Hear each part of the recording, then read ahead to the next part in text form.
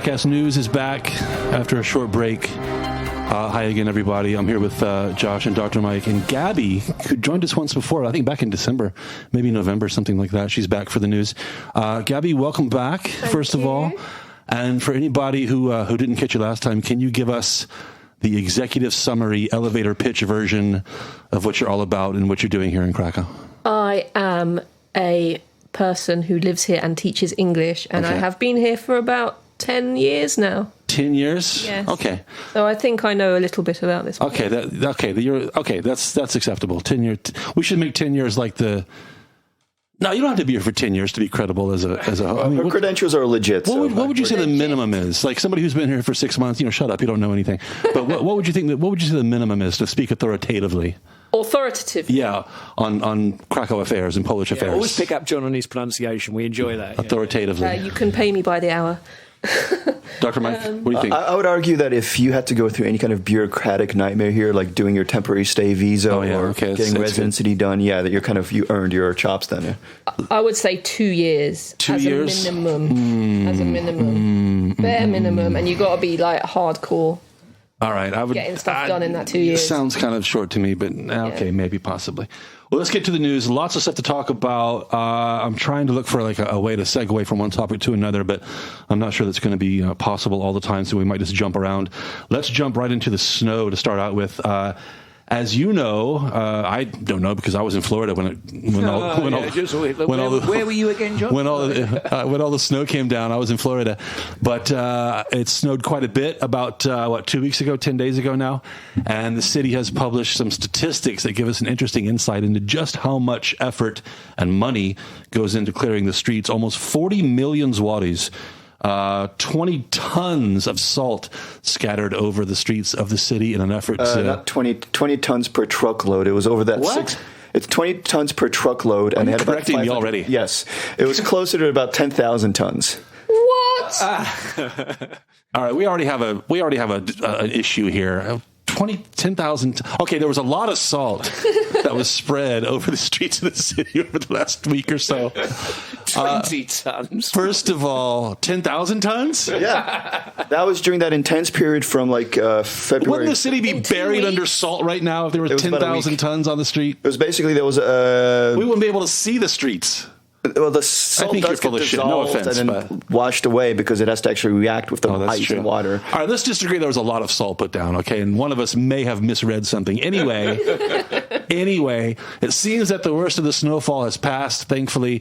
Anybody with any issues about being snowed in or not being able to get around because of the snow?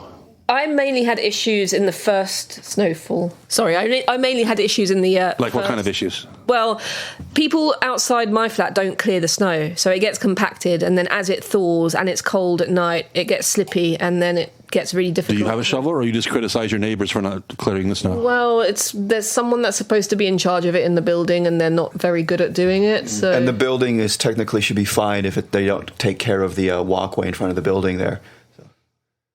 So salt comes with certain problems. It makes the road taste better, I guess. But sorry, it destroys the asphalt. It's corrosive. Obviously, it kills plant life. And this is a discussion we see every year taking place. People looking for alternatives. And apparently, this year, people started spreading coffee, like coffee grounds, which somehow I don't understand the chemistry behind it, but it achieves the same result. But is a kind of a threat to wildlife and birds, apparently? Well, the argument for using the coffee grounds is, instead of using salt, which is known to be harmful and cost money, then they had coffee grounds which were donated by local cafes. And they tried it on a part of the plant near Barbakan. And, the coffee grounds, they don't exactly dissolve the snow and ice the same way that salt does, but they give you more grip. So when you're walking around, you're less likely to slip. The question is, there's some people you rhymed that. I like it. There are some people that argue that, the caffeine and other substances in the coffee grounds can actually seep into the dirt and also be get all the grass kind of hyped up. Can't sleep. It doesn't sleep at night, yeah. Those damn birds won't stop singing. So what, we can't use salt, we can't use coffee. What are we supposed to do? I mean, there's no perfect solution. I really hate the fact that they use sand here in a lot of places. Oh, I hate that as well. For me, filthy. It just causes a mess, mud, goes in your house. Yeah. It causes a problem everywhere. in your kitchen. Yeah. It just gets everywhere. You're washing it out of your socks as well for 2 weeks. Horrible. It's like having the problems of a beach in the middle of winter without any of the pluses of like a tan and swimming and people in bikinis. Again, I wasn't here, but is this the most snow you've seen in the last few years? No. No? Well, a few years, yes. It seems like last year and 2 years ago, winter Yeah. was almost a joke. It was a joke, yeah. That's why it was so expensive this year, because the price of like the salt was 10,000 really low. tons of it, yeah. And then, it went up to about 1,000 zlotys per ton. That's why it was 11 million for that period of time. John consulting his figures. I'm looking at the numbers at 10,000 tons, Dr. Mike, 10,000 tons. Yes. There was 6 years ago, there was a big snow, and I remember people building Easter bunnies in April in Rinne. Yeah. So that was a big one. And then I think when I first came 10 years ago, we had like minus 30 temperatures at night, which was a big winter. Which was a big one as well.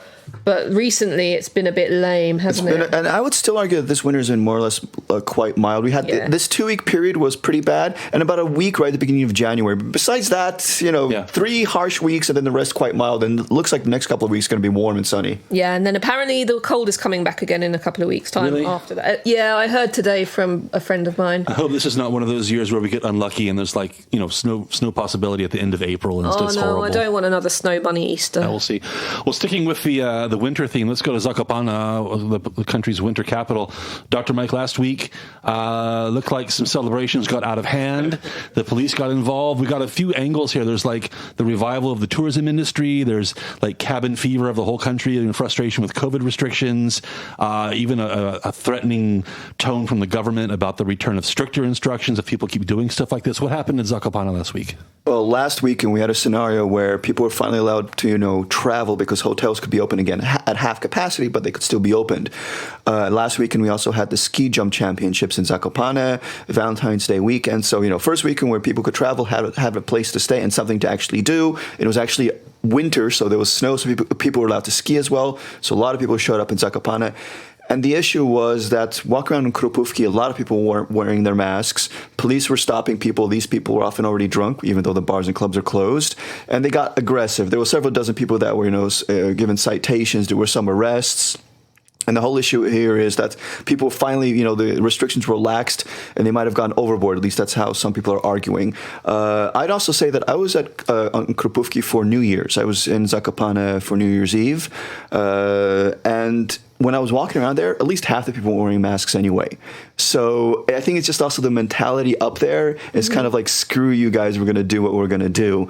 And now they also had extra tourists there and people hanging out. So it was just, in that sense, escalated. Am I allowed to swear? Go ahead. What the fuck do they expect to happen? Well, that's what I was going to ask you. What the fuck let me ask alternative did they expect to happen? happen? I think what you just said kind of answers my question.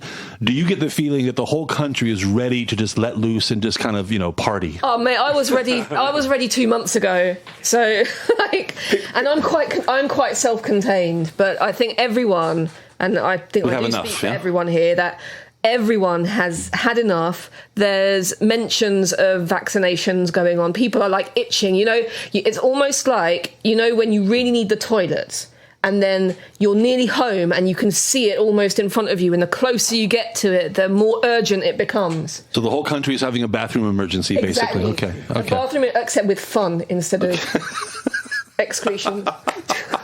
Yeah, we get it. We didn't need that last part. We understand. Okay. Scatological there, yeah. And then weirdly, we have the kind of government spokesman coming out yesterday and saying that it looks as though a third wave is starting. Oh well, there's a surprise. We could have seen that coming. There's like so many explanations for this. First of all, when it comes to coronaviruses in general, not just this one specifically, but in general, they come in multiple waves during the year. Usually, the first wave of any season, because the flu season usually is like one bump during the winter, while coronavirus is usually late fall, early winter, and then late winter, early spring. So we're kind of like in the second wave for coronavirus. Thing is, this year, because there are many different types of coronaviruses, but last year we have a kind of a bad coronavirus. So usually we didn't notice when people had colds or felt bad, but now 0.5% of elderly people are dying and the world is panicking. But people are kind of at that point. It's like, my God, I only have a 99.5% chance of survival. Screw it, I want to go out and party anyway. And there has been talk yesterday, I heard, of even introducing more restrictions in Poland when it comes to masks. It's still kind of leaked out. When I read this, I don't believe it. I do wonder what that could be. How much more restrictive? Exactly. What's left? Wearing a mask outside is already kind of diabolically stupid, especially when you're by yourself in a park. But to actually make that requirement from being like any old mask, people have enough. People are not going to do that. If they introduce only now in surgical grade masks, I think people will kind of give the state a big FU. Yeah, there will be a riot. There was an unwritten contract really about we're gonna suck this up for as long as we're waiting reasonably for a vaccine to be developed. A vaccine has been developed. It's now being administered pretty efficiently. Even I'm not going to do that. I can't fault the Poles the way they're doing the rollout. It's not bad. It's like they're moving the goalposts to get but. I'm still laughing about the third wave of our national bathroom emergency. The visuals there are just too terrible to contemplate. All right, everyone will go at the same time. Pfizer isn't bringing in enough toilet paper. Let's move on. Let's bring things local here. This is something we've talked about several times on our show in the past. This pops up in the news all the time. One of those things that seems to have no permanent resolution. I'm talking about the area in front of the old Hotel Forum by the river. And over the years, this area has taken many, many different forms.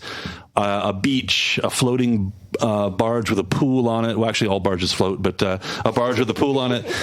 A playground for kids, bars, thermal baths, et cetera, volleyball. There was a sandy thing going now on. Now the Krakow balloon is over there, and it's going through yet another transformation. Balloon Mark II. Those of you who remember the beach will also maybe remember that it was kind of what do you call it? Crap. What do you call it when you do away with the beach? It was like erased, basically. Now, believe it or not, the city is in talks with another company to establish another beach because this time they have the perfect formula that's going to turn that place into a fantastic destination, something that's been just out of reach for, 20 years or more now. Guys, this seems like a never-ending soap opera. Do you have any hope that the city is finally going to find the right combination of attractions to turn this place into a stable, ongoing attraction for the whole city?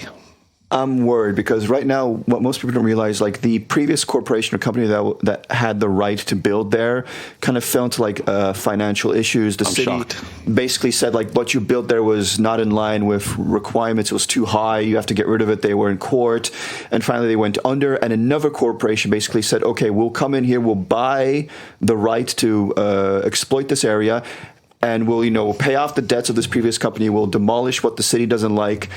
But we just have an agreement with the city that then will be allowed for the next 10 years to, build up this area and exploit it in line with the proper regulations and laws. But now the city council has basically said oh, you cleaned it up and you paid off their debts. Yeah, but we're not going to automatically give you the right to now actually build or do anything on that. We still have to have a formal procedures and see if somebody else won't bid. Dealing with the city government. Yeah. Yes. Well, that's just city councils all over, isn't it? The thing is, on the beach thing, I like the idea. I'm going to put my hat in the ring and say I like the idea of a beach. I went to Berlin 6-7 years ago and they had a beach on the river in Berlin and it was wonderful. They had sand, bars, barbecues, little shops going on, boutiques. It was absolutely fantastic. So, if they can recreate that on the beach, if it's outside Forum, I'll be there, mate. I'll be there. Years ago, there was a pretty massive beach on that side, although a little further along down towards Wawel, right? Opposite Wawel, and that was there in the 70s, I believe, as well. I think it kind of wound down in the 70s, but there's certainly plenty of archived pictures. I think it had to do with kind of taming the river. Taming the river. Yeah, making flooding and whatnot. If you know what I mean, wink, wink. Yeah, it's the River King. Yeah, exactly. But you're right, Gabby. You go to Berlin, go to Budapest, go to Prague, go to even Warsaw. And the riverfront, the waterfront, is a draw for locals and tourists alike. And it's weird, and we mentioned this before. I think that in Krakow, it just doesn't work. Not that it's ugly, but go there, go to the Rynek on a typical summer day. and you'll find tons and tons of tourists who will wander around the old town. They get to the river, and they kind of think they're leaving the area. They turn around and go back. That's because and it's not a destination. Stuff in it. Yeah, and the river doesn't. And the river doesn't. There's just nothing there. There's nothing there. That's why they need to put something there for people. Is the beach right though? It's also a historical issue though. Like we're talking in medieval times, the river was basically there for sanitation reasons. It was a canal for putting trash in it. It was a mud bank. And you will notice that most buildings from centuries ago, they're basically, the river was behind those buildings. You didn't have windows of the river, whatever. It was kind of like at the back. The idea of building up a river as an attraction didn't start until like later generations. Well, Krakow was already set up in a way that the river really wasn't accessible to like build up any infrastructure around it. So it's only now that they're. But I still think this century. There's a walking bridge, so that's like an added. That helps, and there's a proposal to add another one right there at the bend of the river. That's true, but I still think that something cursed about the Hotel Forum location on the map. Yes, it's close to the center of town, but in fact, when you look at the paths you have to take to get there, especially as a pedestrian coming from the Rennek, it's just a little too. It's not so convenient. I don't think these things start with tourists, though. I think they start with residents and people who live in that area. And there's new buildings being built all around the back. Well, that's true. There's tons of new apartments. Tons of new apartments being built there. This just popped into my head though. With the demise of Dolnych Młynów, isn't there a chance for someplace, maybe the Forum, if they get the formula right, they get the city council on board to kind of become that new local hangout? It was already kind of like a hipster hotspot with Forum Przestrzenie there already. The question is, could they build up other things around there to get it more lively? Or how in the world is that building protected? Because that building is protected. I think they should build it into a super club. That's what I think they should do. Super club. My idea, floors of DJs, get people partying there. There's no buildings there. There's no residents. It won't bother anyone. Get people partying along there. Build a beach. Put shacks up, barbecues. My idea is like a hipster paradise, with each hotel room being a separate, differently themed little bar or micro club. So like you walk in, only a couple of things, different types of music. 6 people can fit in there, whatever. But you have like floor after floor after that. Yeah.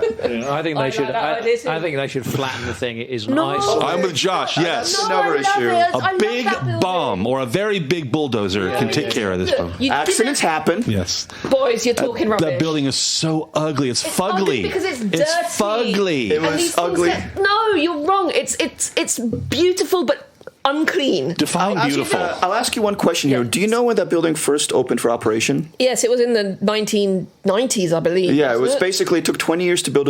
It was designed. The style was flooded. It was 60s, 70s. It took him 10 years. It was opened in 1989 and closed in 2001. Yes. By the time it opened, it was already behind all hotel standards. It was like a flop completely right from the beginning. Ugly. Yeah, but give it a clean, give it a jet wash, plant trees. All right, Gabby, you get over there, get in touch with this company and tell them that you've got the plan to go forward because... Give me money and I will sort it out. I have no experience, but I have vision. We'll see. Just based on, speaking of experience, my 20 years of experience watching what they're doing with that space tells me that we should not be optimistic about this time. They're going to find a way to screw it up just like they always do, just like the other floating barges. Just like the other barges closer to Wawel. They're ugly, but nothing ever changes. The riverfront in Krakow is just cursed. Sorry. We'll find a photo of a sunken barge. Yeah, thank you. Not enough conviction. Let's move on. Dr. Mike, tell us about the media attacks that became like a super firestorm of controversy last week and resulted in websites and newspapers and everything literally going dark. Yeah, last week it was leaked and finally released that the government is working on a project to bring in new taxes for advertisements in the media, so on television, radio, internet, billboards, etc. This is like in the early stages of the proposals, without like really specific numbers even out there. And within just 48 hours of this information coming out, all major news networks, TV stations, internet providers basically did a blackout for one day. They started talking about, stop censorship, have freedom of choice. I remember reading this and being a little confused. So they used their platforms, in other words, to voice their obvious opposition to this proposal. I had really mixed feelings about this because, first of all, I'm generally an anti-tax kind of person. It's just this reaction kind of seemed a little excessive, especially at this stage. Plus, it had nothing to do with freedom of speech or of choice. It's just, the government trying to find another revenue of more money to waste. And funny thing was, it's like all news articles I read were about the strikes. Really not that much information about the actual proposals for the taxation, which is kind of, the taxation proposals are basically saying like companies would be taxed not on their actual profits, but on the income they get from advertisements. And depending on what kind of advertisements. So most advertisers would be taxed at 5% of whatever is being charged.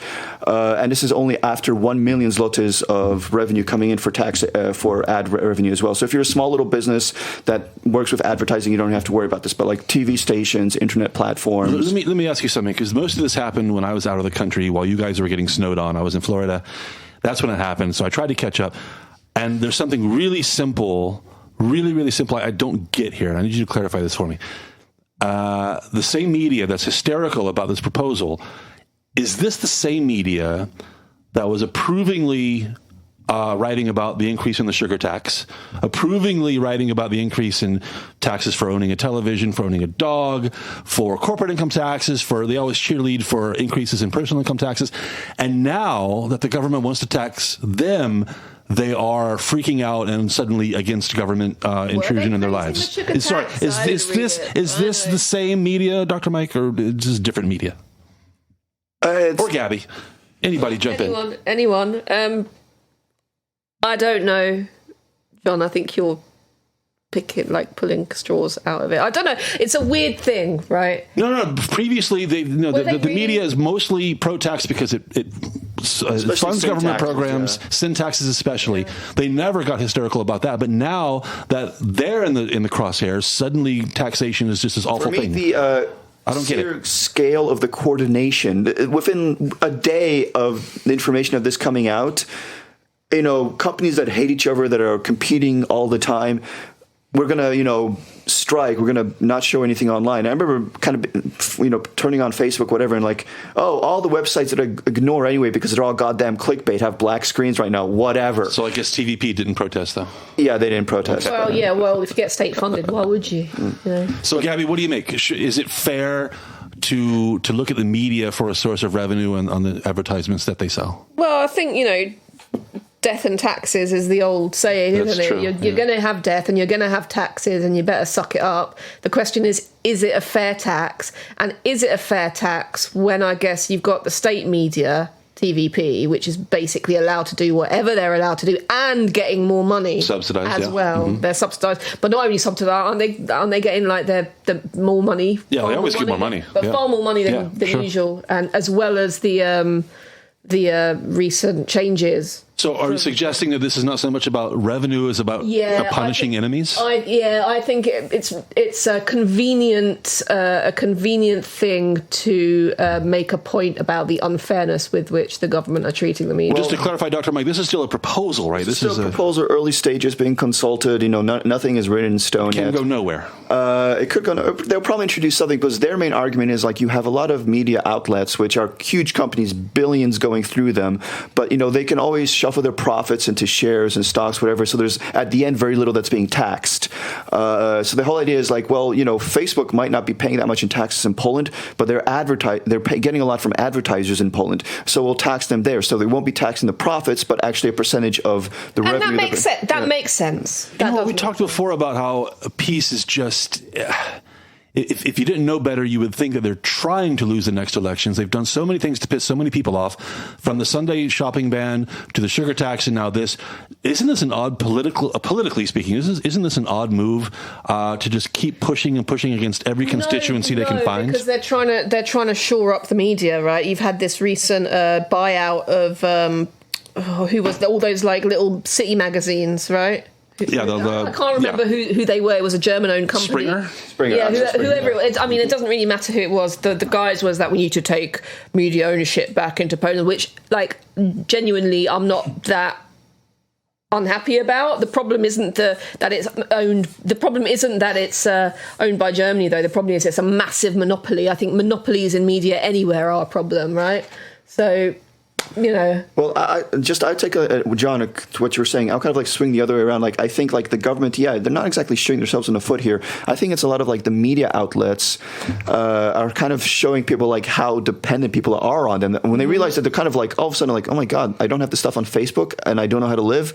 I'm a little too addicted to Facebook. I mean, this is what is happening right now with Australia and that whole issue there, where people in Australia were cut off from Facebook and other websites, and people aren't mad at the government in Australia for this. They're mad at Facebook. Because they should be. And people are realizing, like, Facebook has a lot more influence on my life than I realized. And I think this media they're playing 3D chess here a little bit. There's something deeper going on. No, people, I don't believe in 3D, 4D chess. I don't believe Especially from peace. Huh? Yeah, or peace, or for the media. I think a lot of people react. Regular chess is hard enough. Yeah, exactly. And we try to read into the actions of our quote-unquote betters way too much. They don't know that much better. They're doing one thing after another and hoping things will fall into place. Yeah. They're kind of winging it just the way most people are. I don't know about that, and John will probably thank me because there's a nice segue into this. But if you look at what Hungary did when Orban came into power, Poland are basically following the Orban checkbook of media buyouts and taxes and all of that stuff. And what you have now in Hungary with the media is quite frankly diabolical, but there's nothing you can do about it because now the government there have a supermajority and endless Fidesz for ages. Look at Gabby serving me up. What a podcasting pro with a segue, like, and making it easy for me. Oh, just as a reminder, Gabby, you are half Hungarian, is that right? I got my citizenship earlier this year thanks to Brexit. They kind of forced my hand. And you speak Hungarian? I speak it fluently. Yeah. Would you consider? Because some people are half whatever, but they have kind of tenuous ties with the country. You have pretty close ties with Hungary? I do. Okay. I actually preferred being in Hungary than in the UK. So on that subject, though, just here in Krakow last week, there was a meeting of the V4, which is a kind of a association of Poland, Hungary, Czechoslovakia, and Slovakia. The Visegrad group. Actually, it was the V2, from what I can see. It was only Hungary. I don't know why. It was V3. Was it V3? It was V3. Because I saw they went to a mass in Wawel Castle. It was V2. So I guess somebody had to go home. It was Hungary, by the Germans? Czechoslovakia at the time, and. Well, no, what I mean is that last week the meeting seemed to be V2. There were only two representatives for reasons that I don't know. That's right. They meet from time to time, quite frequently, actually. I quite like them. They're a little. I like a bit of mischief. I know they're very mischievous. So they're there to keep the EU pissed off, basically. To keep the EU pissed off, and I quite like that. I mean, I don't particularly like the way the government works in Hungary or Poland. You might have noticed, but I do like a bit of mischief. Well, they did meet here in Krakow. I approve of them. They did meet here in Krakow last week, as you may have noticed. If you were anywhere near Wawel, there were tons of cops and security around, and that's where they had their meeting. That's where they went to a mass in the cathedral. And also, as a little interesting side note, because Hungary and Poland are so buddy-buddy, Gabby, Hungary had a bit of a present, I guess you could say, for the Poles. What did they give us? They gave us a child's suit of armour. Which looks pretty badass, I have to say. It's a really beautiful piece of armour as well. It is. Belonging to Sigismund II, I believe it was. Yeah, which got sent to Hungary. Why? I think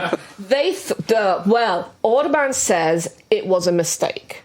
Or a typing error or something. It was a mistake. They thought it belonged to Louis II, and therefore it was rightfully Hungary's because Louis II. I don't know exactly what's going on there, but Habsburg, probably. Yeah, maybe the Habsburg. It was part of because it was given as a gift to Zygmunt II during his wedding to the Habsburg woman that I forgot her name right now. But you also have to remember this is afterwards. This part of Poland was part of the Habsburg, Empire, Austro-Hungary. So what was in Krakow in the museum could go to Vienna, could go to anywhere else, and then after World War I, it stayed in Hungary. So it was kind of joint cultural history, but it was in Hungary because that's where it ended up when Poland became a country as well, and now Hungary has said okay, we'll pass it to Poland. It's a little bit. I've read a bit more about it because I've looked at some of the Hungarian articles online, and from what I gather, and I might be wrong, so please write in if you think that I'm wrong. But from what I gather, they actually thought that the armour belonged to Louis II, and then eventually turned out that it wasn't. And then Hungary are all like, "Oops, well, it really belongs to Poland, and therefore we should just give it back." But Orban was also saying, the Prime Minister of Hungary was also saying that, with these museums, it's a bit difficult to get them to give up their stuff and give things back to their rightful place, which I kind of believe, but I also call bullshit because I don't believe. For me, I mean, this is what I was saying is, you have to remember, like, this was moving around in between museums or at the museum when this region of Europe was technically one state or one kind of government, the Austro-Hungarians back then, so it didn't matter where it was.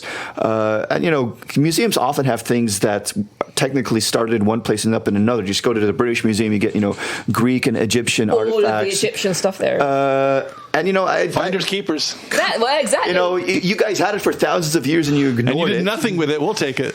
I've got to say though, it's pretty big of Hungary to give it back, or pretty big of them. Orban, it's quite unusual to do. Orban and Morawiecki are BFFs, and so it was a nice present. I have to wonder though, what do you think of the diplomatic protocol is when your guests show up with a very impressive gift and you have nothing for them? How does that work? That they probably just gave them like an Empik gift card or something like that. Thanks, guys. I think there's shenanigans going on, and there'll be some great reveal about something. We'll catch you double next time. Something's going to happen. They'll give something back. For sure. Let's move on. Oh, here's God. How many times have we talked about this? Okay, you know what? Let's make an agreement to make this our final mention of this next topic until something concrete happens. I'm talking about electric scooters. And for our favorite topic. And for like 2 years, we have been talking about, this is what they're going to do. Oh, this is the new rule. And it's always a proposal. It's always an idea. You mean finally it's open season, and John? It never gets finalized. And apparently, we have what is supposed to be like what is going to be the law. Like, that's it. This is the bottom line. Yet to be implemented, which tells me there's still room to, for more changes, but we'll see. So, can I just gauge, before we do this bit, can I just gauge who here hates the scooters? I do. Yeah. Everyone? Yes. 4 hands? Yes, okay, so everybody hates the scooters. I do. So as we've said many times, in many jurisdictions, scooters create a problem because they don't fit into existing law. Do you treat them like a car? Do you treat them like a bicycle? Do you treat them like a pedestrian? Treat them like an asshole. It's just messy, basically. And that's been a problem everywhere, in every jurisdiction. Well, we learned this week that the Polish government says, okay, this is the deal. This is how we're going to treat electric scooters. They're banned. They're going to be banned from roads where the speed limit is 30 kilometers an hour or more. So banned. No scooters there. No scooters on the road. They have to give way to pedestrians. The speed limit will be 20, which is problematic because most scooters come with a default top speed of about 25 or 27 kilometers an hour.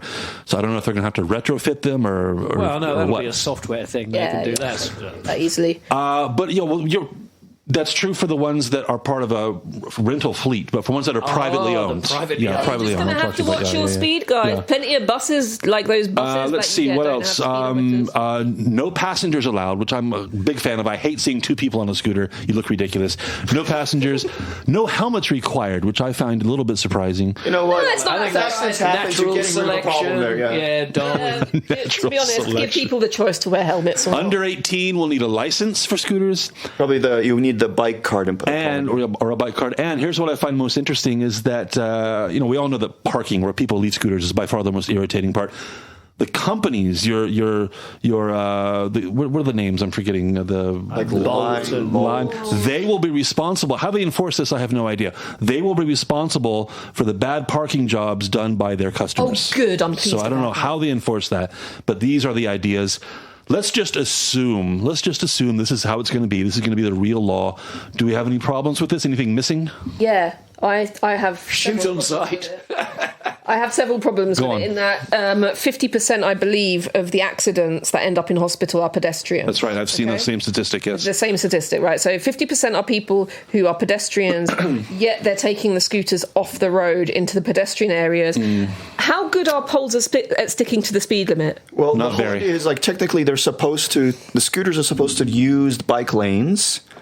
And they're only allowed to use pedestrian walkways when there are no bike lanes available and the road is over 30 kilometers an hour, the speed limit. But when they use the pedestrian walkways, they are limited to 5 kilometers an hour and have to give pedestrians. That's not going to happen. Nobody's going to go 5 kilometers. Who's going to go at 5 kilometers? And it's also who's going to give way to pedestrians when you're on the street? It's also worth pointing out that the city has slowly and inexorably been increasing the number of central roads that are restricted to traffic that do have sub 30 kilometre per hour speed limits. I mean, just this week it was announced that the road that runs around the base of Vatvel will now be closed to regular traffic and only Melex carts, and it's generally a kind of pedestrian zone. And in fact, I walked up there earlier today before we were recording, and I saw a couple of cars very tentatively trying to go up there, and pedestrians ambling freely across the road, looking at them daggers. So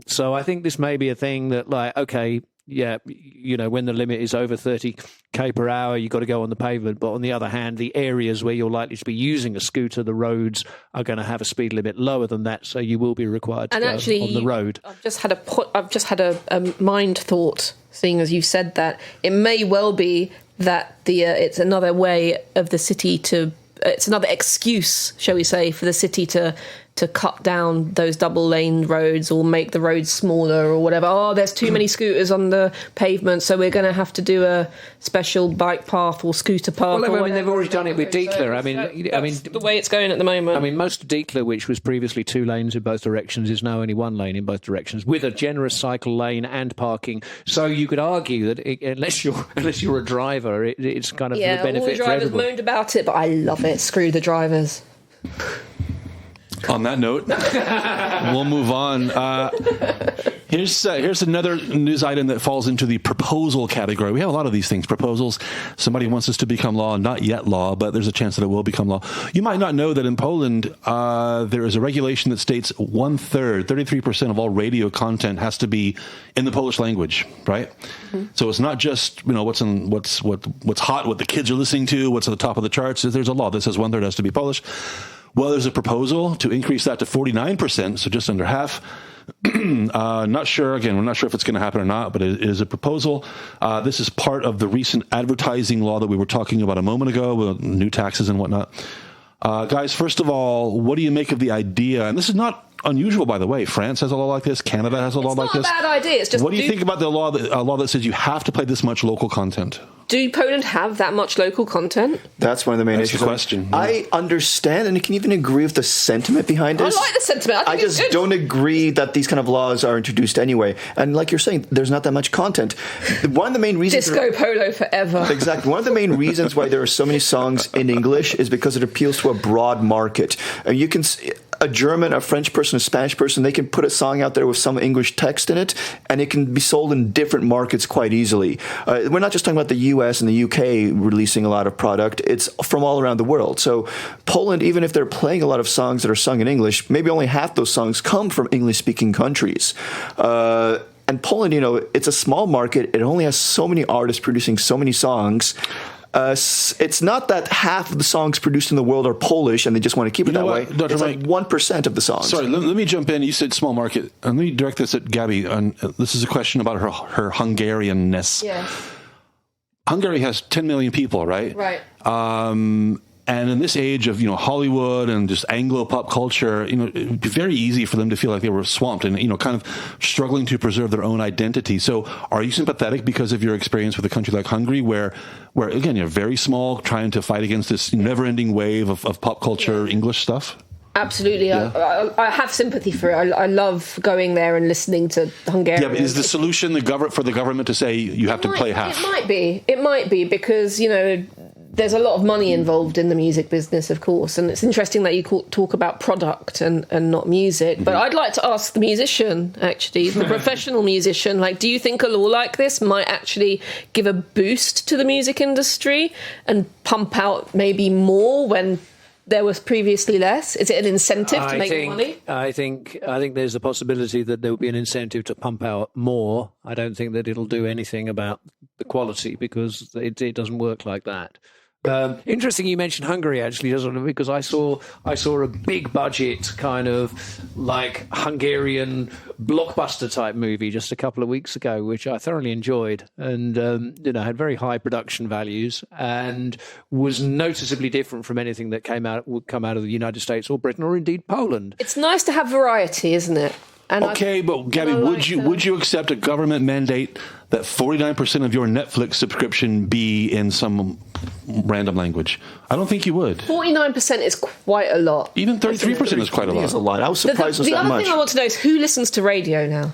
I listen. Actually, a lot of people still listen to radio, especially when they're driving, right? That's why it's one of the still main sites for advertisers, because people are stuck in cars. Yeah, it's still a lot easier to just press a button and tune something than go through podcasts, choose something. Because the problem is when you have a lot of choices, you're distracted because you're like, oh, not this one, skip next, forward. When you choose a radio station and stick to it, you know that you're just going to stick to it and not wonder, But you know what, Dr. Mike? Interestingly, the radio stations in Poland are opposing this. Because they're saying, look, in this age of Spotify and Tidal and YouTube Music, people can program their own playlists. Exactly. And so let them listen to whatever the market says they want to listen to, really. I mean, hands off. So, Gabby, does it tell you something that radio stations are against this? Yes, it does. But at the same time, well, it's tricky. It's tricky because, number one, the only people that listen to radio are people driving. Basically, no one listens to radio at home anymore. Like people in the office would listen to it. Maybe at the office as well, at the office. But you're right. At home, not so much. People. It's not like it used to be. Let's face it. Not at all. And I can understand from the radio station's perspective because they're chasing the market, they're chasing the listeners. But at the same time, it's kind of cool. We need to get our friend Marcin Jędrek from RMF in here to talk about this. I think it's a bit too much, isn't it? Well, I mean, you mentioned France in the build-up to all of this, and I mean, France, historically has always been very strong about protecting its language and protecting its culture, and we can really see the positive effects of this in terms of the vast numbers of worldwide French language pop music hits. French music's kind of cool as well. That we're all familiar with. And of course, there was a slight note of sarcasm in all of that because, I mean, the successive French governments have tried to kind of prevent the creep of American English into the life, and like French people are not really bothered. They will just absorb as much. French is full of Anglicisms. Weekend we should computer. also mention the fact that this law is talking about spoken or sung texts and words being in songs being in Polish. So technically, instrumental Polish music, electronic music, jazz won't be counted in this percentage. That's a pity. Which makes things even more complicated. Classical music. And I'm also wondering if this creates a possibility for a loophole. Say you have a new hit American song, you just create a Polish mix, which has one line or a few words somewhere in the background in Polish. Like nya. Exactly. That you might not even notice, but would technically, fulfill the yes. Well, this song is Polish in it, so therefore. Going back to your idea about the Hotel Forum, that could be one of the rooms that you that you want to create, like the Polish version of the English, whatever you just said. Have you ever seen that on YouTube? There's like YouTube videos of like they're singing like American songs or English songs, but there are subtitles in Polish, so they're like making you hear these words that are sung in English in Polish. It's a mindfuck. I'll show it to you guys later. Let's move on. Don't want to spend too much time on this, but it's definitely worth a mention. I think last year sometime we had a special episode where we discussed the history of the Hotel Cracovia right there at the beginning of the Błonia Park on the west side of town. Really interesting history, interesting building. And for the longest time now, I think going on about 20 years, the city has been unsure about what to do with it. It received protected status some time ago, which is strange because like the Hotel Forum, in my opinion, Gabby, sorry, Hotel Cracovia is also ugly and definitely deserves a date with the bulldozer. It's the inside that's a little better than Forum. First of all, it was built in the era that actually looks like it was built in. That's true. So you can talk about being an example. You feel like you're a 1967 Eastern Bloc country, for sure. So but here's the thing. As valuable as the real estate is, they haven't come up with a decent plan about what to do with it, how to redevelop it. And we learned this week that the central government in Warsaw is going to spend 420 million zlotys establishing a museum of architecture and design. Architecture and design. What? Conference center. And a conference center, like we need another one. But anyway. I love it. Gabby, you love it. I love it. Bring it on quickly. 2026, it's going to be ready. Make it earlier. Isn't it great that we don't have anything else going on right now that could use 420 million zlotys? I don't care. I want a museum of art and design. This is actually part of the COVID. It's great. COVID rebuilding fund as well. the COVID rebuilding fund for this. Yeah, because, you need to build something. You can't just have tourists going around the city saying that people got nothing to do. That building, that site, the site alone is worth so much more. Polish art and design is wonderful and far too underrepresented. I think it's a great idea. I just think it's more. We have to remind our listeners to the history of this building, because it was built, but then Orby sold it actually to another company a few years back for over 100 million or something like that. And they bought it back for less. Yeah, but what happened is, then the city said basically, oh no, and you can't build or demolish it. After the sale went through, the city said that it's a protected site. Good. And they also said that the company can't run a hotel or anything like that. Don't do business with the city. Their hands were tied, and they ended up selling it back to the city for less than they bought it. Excellent. We made money, guys. We made money. All right, so Gabby, if you're such a cheerleader for this, why can't we do it for less money in a different location? A more reasonable amount, $100 million more than that. Because it's a great building and the inside's wonderful. Okay, but how many people are going to take advantage of this and appreciate it? Should that be a factor at all? Surely the appreciation comes after you visit these things. You don't just get born with appreciation. You have to look at something and then appreciate it. You can't have appreciation from nothing. Okay, so why don't we set aside a nice piece of government-owned property on the far end of Nowa Huta, really nice, plenty of room, and build your museum there for 4 million zlotys as opposed to 400 million. I would be up for that, but it would have to be a museum of administration. What are you talking about? Well, that's what Nowa Huta was, wasn't it? Like the administrative kind of stamp. Josh, are you going to be standing right behind Gabby in the queue on the first day when the museum opens? Join me, Josh. Join me. Don't do it, Josh. Well, I mean, I would certainly be interested in the Museum of Art and Design, but I'm not sure that this particular proposal makes any rational sense. Thank you. Well, Dr. Mike, I found it curious that in the commentary, in the comments online, people were complaining about the use of the word design. Now, the Polish word for design is wzornictwo, I think it's called. Designu. And design, it was like DEZDEZAJN, like a completely phonetically transferred, from English to Polish kind of thing. It's one of those words that's been appropriated in the Polish language, especially in like certain groups. It's kind of like image as well. It's like jaki masz image. It's just kind of really irritating to hear. Jest naprawdę fantastic. I mean, I understand foreign words become, incorporated into languages once in a while. Yeah. It's like the word in Polish fajne, which just means something is great, actually comes from the English word fine, yes. Which blew my mind when I found out about this. I'm surprised you couldn't hear it. It just... Because you don't... I didn't associate it one with the other. I just didn't associate one with the other. It's kind of hidden, isn't it, Gabby? I mean, there is a sort of superficial kind of similarity. One more thing. I know we're way over time here. No, and kind of mean the opposite thing. Bad nights out I had because of that. One more thing before we wrap things up. One more thing on the design thing. Yeah. Underneath the hotel at the moment, there's also Forum Design, which is a shop you can go into and look at all of the design, like interior design stuff that sell for ridiculous amounts of money. So, what are they selling exactly? It's like interior design pieces, desks, chairs, sofas. Like contemporary stuff or like contemporary retro? Stuff. You can just go and buy it for your house. Okay. And it's like there's some really nice Polish design stuff in there at the moment. Like you can walk around and have a look. I know this because I'm potentially moving into a new house that we've just bought. So yay, homeowners, hurrah! You need to look for stuff to put in there. I would still bulldoze the whole thing. No, the hotel, not your house. The hotel. You can't. Anyway. Go have a look if you're in the area. Go and have a look at the Forum Design. It's the Hotel Forum as well. It's the same people that run the bar. I'm not surprised, but okay. So one side of the river, opposite the museum. All right, let's get to this. This is an update on something we talked about some time ago. We told you that the city was recruiting for a new Hejnał player at the top of the Mariacka Church. In addition to the obvious ability to play a trumpet, there was a long list of physical tasks you had to complete. I forgot what they were. Just go back and listen to the episode. Anyway, we learned this week that nobody passed. Yeah. Nobody passed the first round somehow, and they have to start all over again. Is this like how many steps you can climb in a day? No, it was carrying a trumpet. Well, jumping jacks. It's worth pointing out. It's worth reminding people that technically those people work for the fire department. They're firemen, and so you have to be able to carry a ladder. You have to be able to climb a ladder to a certain height. Et cetera, et cetera, et cetera. And maybe they got a poor turnout. Maybe nobody's interested. I don't know.